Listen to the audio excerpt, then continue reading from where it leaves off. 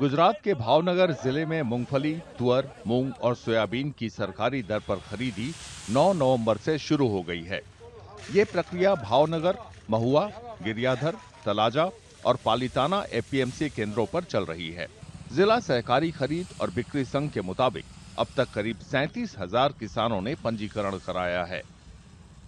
અમે ખેડૂતોને આપના માધ્યમથી હું જણાવવા માંગુ છું કે અમારા તરફથી જ્યારે આપણે અત્યારે ખેડૂત મગફળી લાવવાની સૂચના આવે ત્યારે તરત જ કોઈ પણ જાતનો વિલંબ કર્યા વગર તાત્કાલિક આવી જશો અને અન્યથા જો 7 દિવસનો સમય વયો જશે તો ત્યાર પછી સરકારની ગાઈડલાઈન મુજબ ખરીદી થઈ શકશે નહીં, જેની ખેડૂતોને હું ફરીથી વિનંતી કરું છું કે અત્રેથી જાણ કરવામાં આવે ત્યારબાદ તરત જ અત્રે આવી જશે।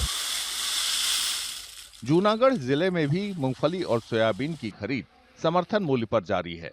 मूंगफली 1,452 और सोयाबीन 1,065 रुपये प्रति क्विंटल के भाव से खरीदी जा रही है। अब तक 1,14,000 किसानों ने पंजीकरण कराया है और 17 केंद्रों पर खरीद शुरू हो चुकी है। सरकार ने खूब खूब आभार है અને આ મગફળી જો હું બજારની અંદર વેચવા જાત તો મને ઓછામાં ઓછું 6 થી 7 હજારનું નુકસાન જાત અને ખેડૂતોને વેપારીઓ લૂંટે નહીં અને આ સરકારની નીતિ સરસ છે અને આવી રીતે ટેકાના ભાવે દરેક વસ્તુની ખરીદી કરતા રહીએ એવી મારી માંગ છે। જૂનાગઢ જિલ્લામાં આજથી ટેકાના ભાવે ખરીદી શરૂ કરવામાં આવી છે। આપણે ત્યાં મગફળી, સોયાબીન, મગ અને અડદના જિલ્લામાં જે ખેડૂતોએ નોંધણી કરાવી હતી સપ્ટેમ્બર મહિનામાં તે પૈકી આજે ખરીદી સરકારશ્રીની જાહેરાત મુજબ શરૂ કરવામાં આવી છે।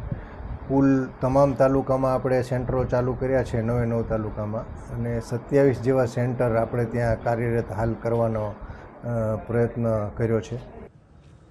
किसानों का कहना है कि समर्थन मूल्य पर बिक्री से उन्हें बाजार के मुकाबले बेहतर दाम मिल रहे हैं। अधिकारियों ने उम्मीद जताई है कि ये कदम बेमौसम बारिश से हुए नुकसान की भरपाई करने में मदद करेगा।